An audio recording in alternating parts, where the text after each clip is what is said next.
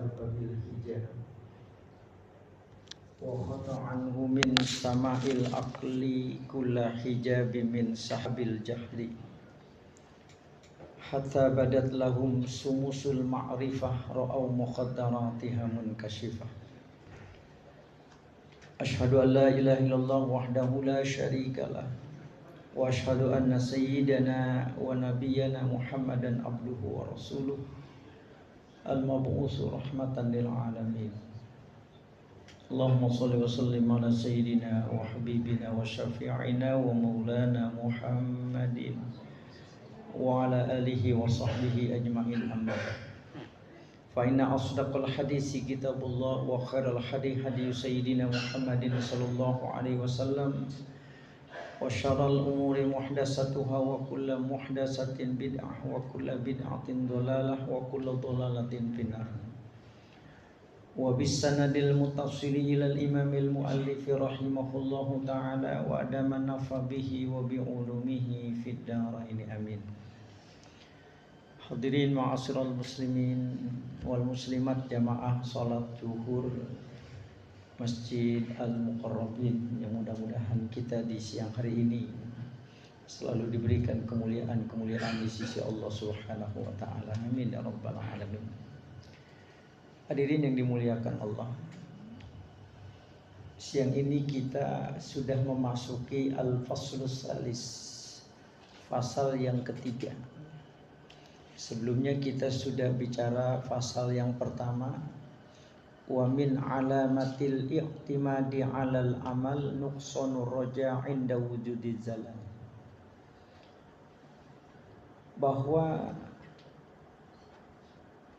amalan-amalan yang kita kerjakan itu bukanlah yang menghantarkan kita ke dalam surga, tetapi rahmat dan kasih sayang Allah.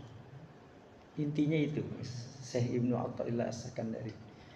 Makanya ketika Rasul mengatakan la yadkhula ahadum minkum jannah, tidak akan masuk kalian ke dalam surga itu karena amal kalian, illa ayyatagamadan yallahu bi rahmatin minhu wa fadl. Karena yang memasukkan kita ke dalam surga itu karena rahmat dan kasih sayang Allah. Maka jadikan setiap proses penghambaan diri kita di hadapan Allah itu sin pun ya'budunallah ala sabilil hub. Dasarnya karena cinta kita kepada Allah. Dan cinta itu lahir dari apa? Asyakiratu, dari rasa syukur kita kepada Allah. Itu 2 bulan yang lalu kita sudah bahas itu. Yang pasal yang kedua, supaya nyambung ini saya cerita. Yang pasal yang kedua itu Syekh Ibnu Athaillah As-Sakandari itu juga mengingatkan kita, iradatu katajrid ma'a iqamatillah iyyaka fil asbab minasyahwatil khafiyah wa iradatukal asbab ma'a iqamatillahi fit tajrid inhitatum minal himatil aliyah. Allah memberikan rezeki kepada kita itu ada 2 bentuk. Ada yang prosesnya tajrid, ada yang prosesnya asbab. Ada yang sebabnya kita masih keterkaitan dengan dunia, ada yang juga Allah sendiri yang menempatkan rezeki itu langsung. Artinya ada orang-orang yang gak perlu lagi bekerja, Allah sudah cukupkan rezekinya itu. Makanya gak usah takut ketika Allah sudah bilang wa ma khalaqtul jinna wal insa illa liya'budun, tidaklah aku ciptakan jin dan manusia kecuali untuk beribadah. Maka soal rezeki Allah sudah menentukannya kepada kita. Ma min dabatin fil ard illa 'alallahi rizquha. Enggak ada satupun makhluk di muka bumi ini yang mau bergerak kecuali Allah sudah atur tuh rezekinya masing-masing. Cuma rezeki itu yang Allah berikan tadi. Ada yang jalannya memang kita harus bersinggungan dengan urusan dunia. Saya sebagai dosen, bapak-bapak sebagai karyawan, ada yang sebagai pedagang, ada yang sebagai pembisnis. Itu cuma asbab saja, tapi semua sudah diatur oleh Allah. Dan ada juga yang Allah berikan rezeki tanpa lagi berurusan dengan dunia, karena Allah sudah cukupkan rezekinya orang itu. Biasanya orang yang sudah pensiun, yang punya saham di mana-mana, yang punya kontrakan, dia nggak perlu lagi bersinggungan dengan urusan dunia karena Allah sudah cukupkan rezekinya. Atau kalau lagi hebat lagi, biasanya para wali-wali Allah, orang-orang yang memang sudah diberikan oleh Allah rezeki dengan jalan yang nggak diduga-duga kadang-kadang. Itu proses Allah memberikan rezeki buat kita. Nah, jangan sampai salah langkah. Saya Ibnu Athaillah As-Sakandari itu mengingatkan, iradatu katajrid ma'a iqamatilai yakfil asbab minasyahwatil khafiyah. Kau berkeinginan pada makom tajrid. Makom tajrid itu makom di mana Allah sendiri yang akan menghantarkan rezeki itu tanpa kita capek-capek bersinggungan dengan urusan dunia. Kita kadang-kadang berkeinginan seperti itu, padahal Allah menempatkan kita pada makom asbab. Kita ini pada makom asbab yang harus bersinggungan dengan dunia. Kalau memang belum waktunya nggak bisa. Misalnya gitu ya, saya sebagai dosen capek. Sudahlah saya melepaskan dosen, lalu kemudian saya pengen jadi ulama besar. Saya harus pakai jubah, pakai udang-udang, ntar antum pada datang ke rumah saya ngasih amplop pulang gitu. Kalau belum waktunya, enggak Allah tempatkan kita pada makom itu. Tapi kalau memang Allah sudah menentukan, kita lihat banyak ulama-ulama yang didatengin jemaah, yang rezekinya dicukupkan oleh Allah. Saya agak tertarik dalam hal ini membahas itu, bagaimana dialognya Imam Syafi'i dengan Imam Malik gitu. Ketika Imam Malik mengatakan, Syafi'i, Allah itu kan memberikan rezeki sama kita itu. Kadang-kadang ada yang kita capek-capek harus nyari, ada yang Allah datangin gitu. Imam Syafi'i itu waktu itu masih berpikir rasional, masih posisinya dia sebagai murid itu benar-benar masih itu. Berdebatlah kata Imam Syafi'i, enggak gurulah. Rasio saja, setiap rezeki pasti kita harus cari, nggak mungkin datang sendiri. Nggak logikal kata Imam Syafi'i. Imam Malik tersenyum. Akhirnya Imam Syafi'i ingin membuktikan ucapan gurunya. Maka keluarlah dia. Di tengah perjalanan ada petani anggur, minta Imam Syafi'i untuk membantu memanen anggur itu. Dengan konsekuensi akan diberikan upah. Selesai manen anggur, Imam Syafi'i dikasih itu. Ada buah anggur yang besar-besar gitu sebagai upah dari dia membantu. Saking gembiranya Imam Syafi'i, dia ingin tunjukkan kepada gurunya bahwa ini loh hasil kerja saya ini menghasilkan sesuatu. Dia datang ke Imam Malik lalu bilang, guru, inilah realitasnya, bahwa rezeki itu memang harus dicari. Imam Malik cuma bilang, iya Syafi'i, tadi juga aku kepikir habis sholat tadi, rasanya enak kali ya makan anggur tuh gede-gede gitu. Ternyata Allah datangkan melalui engkau hari ini gitu. Ini menunjukkan bahwa memang rezeki itu ada yang kita cari, ada yang memang Allah sendiri yang memberikan. Makanya kalau kita belum makomnya, jangan. Nah, nanti ada kaitan kita bab yang ketiga itu. Sawabikul himam la tahriku aswaral aqdar. Sehebat apapun himmah kita, cita-cita kita, kalau belum Allah berkehendak ya nggak bisa. Kita tadi bercita-cita kepada apa? Tajrid. Artinya rezeki yang Allah datangkan nggak perlu lagi capek-capek kita bersinggungan dengan urusan dunia. Ya kalau Allah belum berkehendak nggak bisa. Maka itu sebagai minasyahwatil khafiyah, dorongan hawa nafsu yang tersembunyi. Atau sebaliknya wa iradatukal asbab ma'a iqamati la iyyaka fit tajrid inhitatu minal himatil aliyah. Kita ini berkeinginan pada makom asbab, padahal Allah udah enak-enak menempatkan kita pada makom tajrid. Contohnya apa? Misalnya gitu ya, Ustadz Gondo misalnya, dia udah enak udahlah, punya kontrakan udah banyak, ya warisan bapaknya misalnya. Terus kerja juga nyantai lah, bini 4, ngapain lagi gitu misalnya. Udah nggak ngapa-ngapain, tapi Allah udah kasih limpah itu dia sibukin lagi dengan urusan dunia. Dia bikin konter di sini nih, konter apa kek, HP kek gitu, atau konter apa kek. Waktunya sholat dia masih sibuk lagi gitu dengan urusan dunianya tuh. Nah itu kata Syekh Ibnu Athaillah, inhitatu minal himmatil aliyah, dia sudah terjebak pada lembah kesesatan yang nyata. Artinya udah enak-enak dia malah kayak istri itu kan makomnya tajrid. Iya, kita gaji bulanan kan yang megang siapa? Istri. Ya walaupun nggak semua gitu ya. Dia udah dicukupkan karena rezekinya oleh Allah. Dia cuma melayani aja suaminya. Maka ketika istri sudah keluar dari konteks itu, maka dia termasuk inhitatu minal himatil aliyah. Dia sudah terjebak. Suami pulang kerja dia kagak ada, ngapain? Dagang. Padahal sudah dicukupkan oleh Allah. Sehingga apa? Tugas utamanya dia tinggalkan sehingga dia terjebak pada lembah kesesatan nyata di sisi Allah. Nah, jadi nggak bisa itu. Ya, iradatu tajrid ma'a iqamati la iyyaka fil asbab minasyahwatil khafiyah. Kau berkeinginan pada makom tajrid padahal Allah baru menempatkan kamu pada makom asbab. Paham itu ya yang asbab.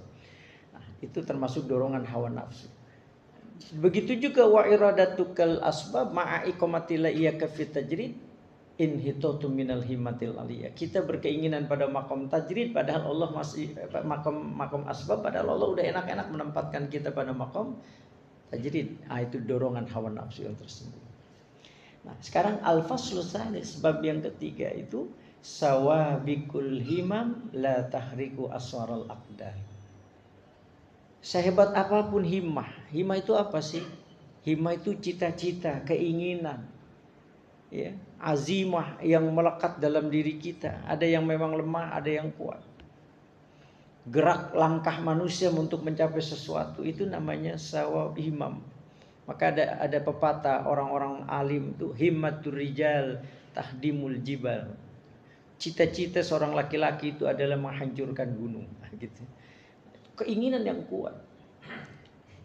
Setiap manusia itu pasti berpotensi ke arah situ.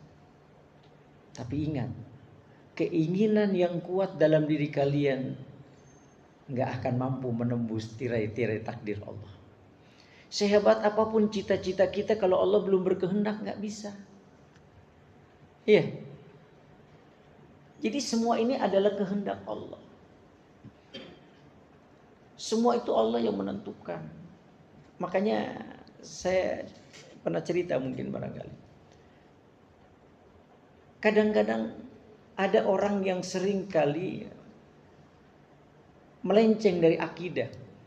Makanya Ibnu Athaillah mengatakan wa man taqada anna rizqa minallah wa minal kasbi fa huwal musyrik. Hati-hati. Siapa orang yang mengiktikadkan bahwa rezekinya itu dari Allah karena usahanya, musyrik dia. Ustadz Gondok punya duit banyak banget. Anak kan kerja Ustadz. Saya ini bisnis Ustadz. Saya ini kan dekan Ustadz. Saya ini macam-macam. Jadi dia menganggap bahwa kekayaan yang diberikan Allah kepada dirinya itu karena itu tadi. Nah, dalam hal ini malaikat pernah mempertanyakan itu. Jadi malaikat itu pernah tanya kepada Allah itu, ya Allah, ada sebuah ketimpangan yang kami saksikan selama ini. Kenapa hambamu yang begitu rajinnya pergi pagi pulang malam, tapi rezekinya biasa-biasa aja. Satpam itu saya punya di kantor tuh satpam, pergi pagi kan sore, berapa gajinya bang? Ya begitulah Pak Dekan, sedikit.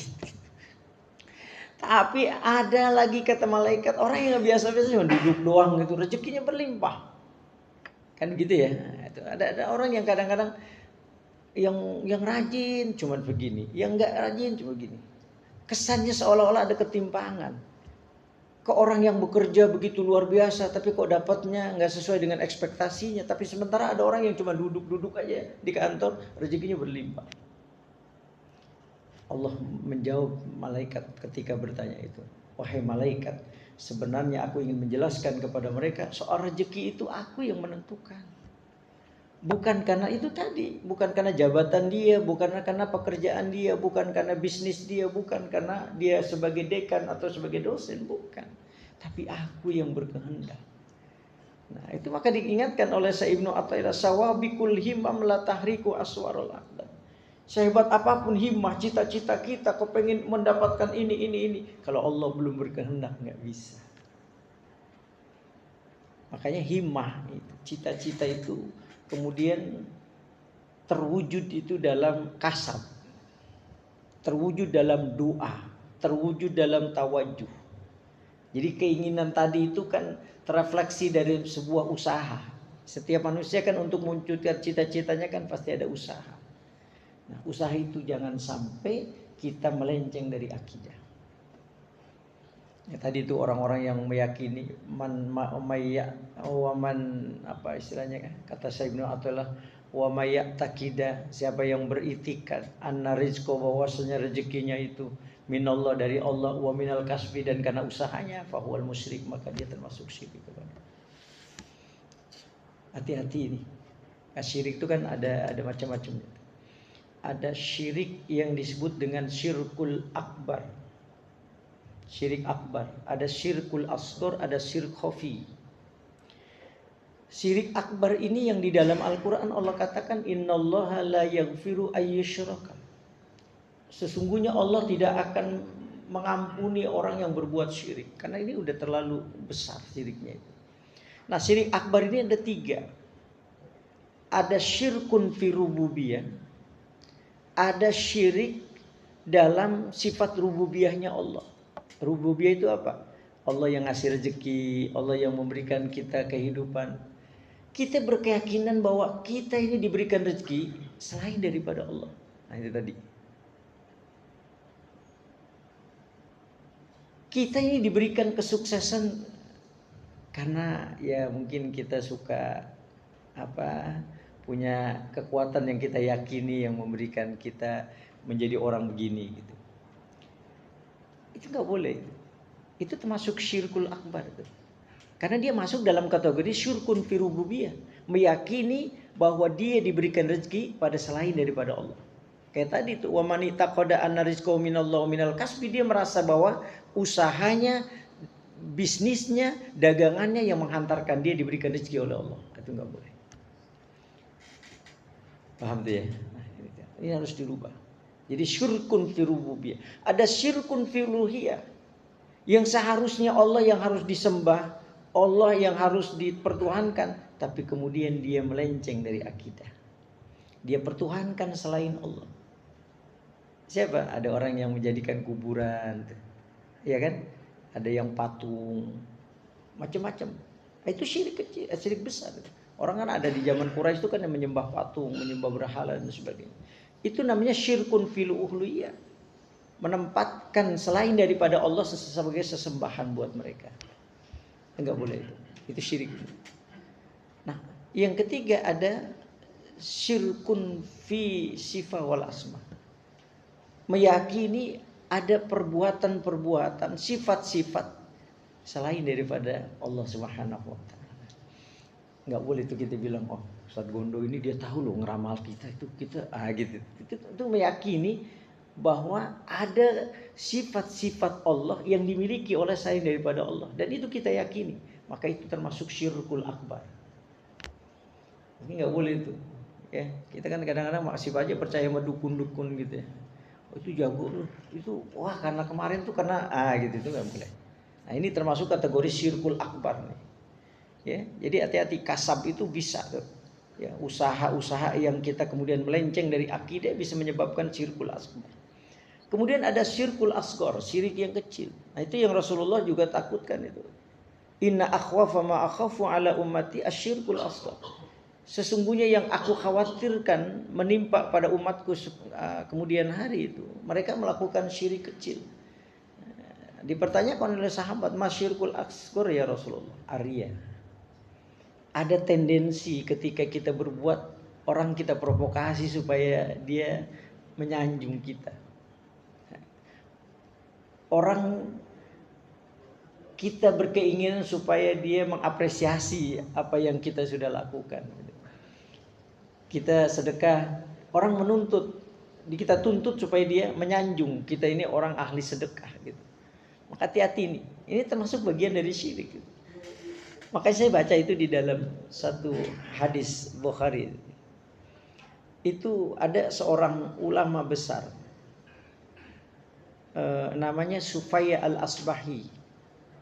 Ketika beliau berada di Madinah, beliau lihat ada Abu Hurairah. Abu Hurairah ini sahabat Rasulullah yang diberikan umur panjang oleh Allah dan menghafal hadis 5.384 hadis. Jadi Abu Hurairah itu sahabat yang paling banyak meriwayatkan hadis. Makanya beliau sebagai ahlul hadis. Ketika beliau ada di Madinah, supaya Al-Asbahi mendekati dia. Ketika orang udah pada pulang, apa kata Sufai Al-Asbahi? Ya Syekh, tolong kasih saya hadis satu saja, di mana engkau pernah mendengar langsung dari Rasulullah. Kata Abu Hurairah, oh baik, aku akan sampaikan satu hadis yang Rasulullah sampaikan kepadaku di Masjid Nabawi ini. Itu ketika Abu Hurairah mau menyampaikan hadis itu pingsan. Ini pingsan.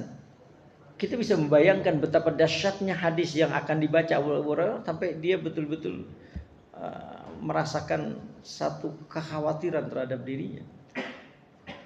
Lalu ketika Abu Hurairah ngomong lagi, kalau Nabi pingsan lagi 3 kali itu. 3 kali Abu Hurairah mengucapkan itu, 3 kali pingsan. Sampai akhirnya supaya Al-Asbahi mencoba untuk menenangkan Abu Hurairah. Disitulah kemudian Abu Hurairah mengatakan, qala Nabi sallallahu alaihi wasallam anjalallahu yaumal qiyamah. Pada hari kiamat nanti itu Allah akan datang kepada hambanya untuk apa? Liyaqdiya bainahum, untuk ngadilin.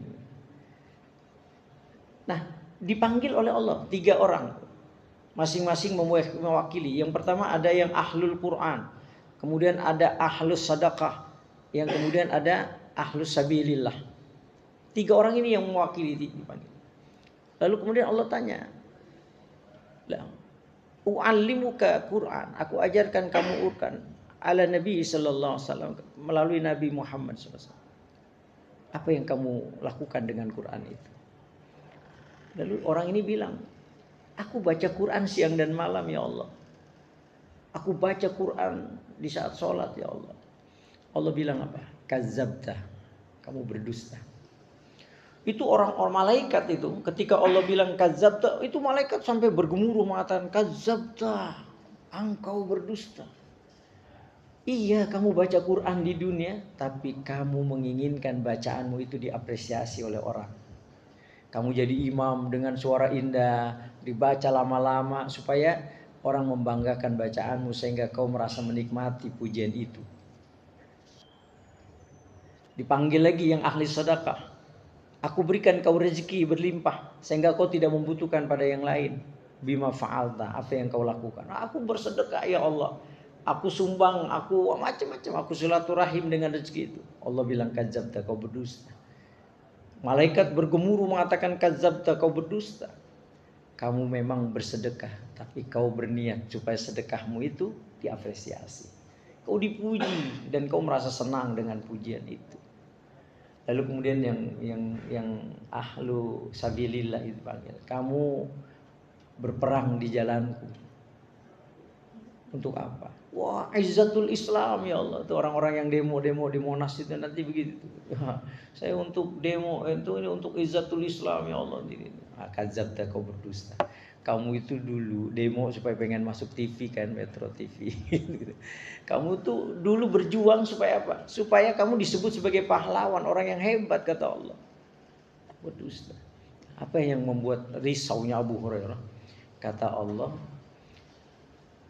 bahan bakar pertama untuk menghancurkan itu diambil dari orang-orang yang 3 tadi. Jadi dahsyatnya itu luar biasa itu. Nah, jadi riya, syirik itu, syirik kecil. Nah, yang ketiga ada syirik khafi, syirik yang tersembunyi. Biasanya ini ketika kita sholat masih aja belum ikhlas gitu, masih belum ikhlas gitu kadang-kadang. Masih ada juga gitu, kita sholat tahajud gitu, berpikir dalam benak kita, kayaknya sholat tahajud malam ini mungkin saya doang kali ya, gitu. Yang lain mungkin lagi pada tidur nyenyak dan sebagainya. Ini syirik. Jadi hati-hati dengan kasab itu. Ya, walaupun kasab ini nanti yang akan menghantarkan kita pada azimah tadi, pada himmah tadi. Setelah kasab kita kemudian diiringi dengan doa tentunya. Ya, doa. Thalabul abdi ilallah. Tuntutan seorang hamba itu kepada Allah. Doa. Maka kita berharap dengan doa kita itu ada sesuatu yang tercapai. Ya kan? Saya kan semua kita punya niat dalam doa. Ada yang doanya pengen nambah istri ada juga ya kayak begini sih mentalnya nggak ada yang berani saya kan. Ada yang pengen rezeki berlimpah, ada yang pengen jadi direktur macam-macam. Tapi ingat la yahsulu kullu minha ila aradal aqdar. Nggak akan bisa mencapai kalau Allah belum berkehendak. Termasuk kasab tadi. Ya, diingatkan. Nah, yang ketiga ini tawajuh. Tawajuh itu apa sih sebenarnya? Sebuah keinginan orang-orang yang punya makom di sisi Allah itu karena kedekatan dia dengan Allah. Ya, ini tawajuh. Biasanya tawajuh ini kalau identik dengan orang alim, maka tawajuh ini dianggap sebagai karomah. Karomah tahu karomah? Nanti kemuliaan yang diberikan oleh Allah, asbabnya karena orang itu saleh. Asbabnya karena orang itu wali min auliya Allah. Asbabnya karena dia ulama. Maka ketika dia bertawajuh, maka itu disebut dengan karomah. Contohnya apa? Contohnya ketika orang itu mengatakan batu ini akan jadi emas, maka jadilah emas itu. Maka dalam dunia tasawuf itu sesuatu yang biasa.